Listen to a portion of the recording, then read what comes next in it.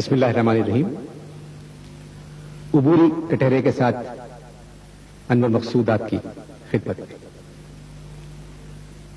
آج پہلی مرتبہ کٹہرے میں آیا ہوں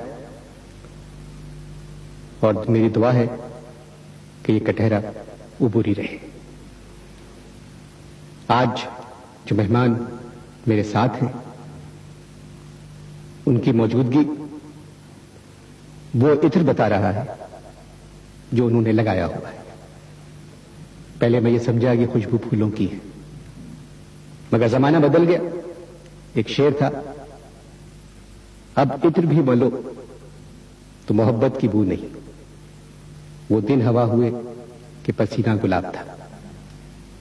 آج میرے مہمان ہیں، ہنستا ہوا نورانی چہرہ، صدر جمعیت علماء پاکستان اور صدر اسلامی جمہوری محاذ محترم مولانا شاہ احمد نورانی صدیقی صاحب.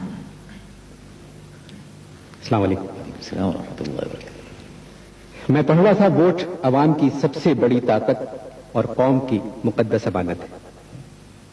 اس کو ہر پاکستانی کو سال، سوا سال، پونے 2 سال، 2.5 سال بعد ڈالتے رہنا چاہیے. آپ اس سے متفق ہیں؟ سب سے پہلے تو میں آپ کا شکریہ ادا کرتا ہوں، اور عطر پر آپ نے پسندیدگی کا اظہار فرمایا، یہ آپ کے صاحب ذوق ہونے کی علامت ہے. آپ کے ذوق کی بھی داد دیتا ہوں، پسندیدگی کی بھی داد دیتا ہوں. ویسے پاکستان کے معروضی حالات میں ووٹ کے استعمال کا جہاں تک تعلق ہے،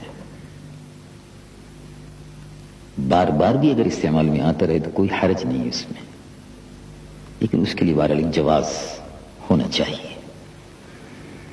بار بار میں نے اس لیے عرض کیا کہ بار بار جمہوری عمل میں تعطل پیدا ہو جاتا ہے، تو 2 سال بعد، 1.5 سال بعد جب وہ استعمال میں آتا ہے تو ماضی کی، یعنی جو مارشل لا کا دور ہوتا ہے، اس کی کسر پوری ہو جاتی ہے، اس لیے کہ اس میں استعمال کا موقع ہی نہیں ملتا.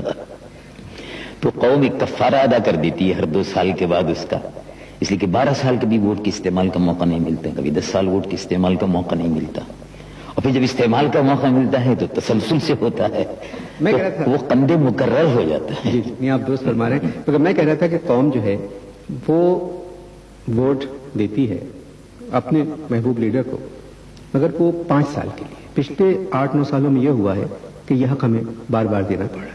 تو میں چاہ رہا تھا یہ پروسیس ایسی ہو کہ جو 5 سال موقع فراہم دیا جائے، مطلب کسی بھی پارٹی کو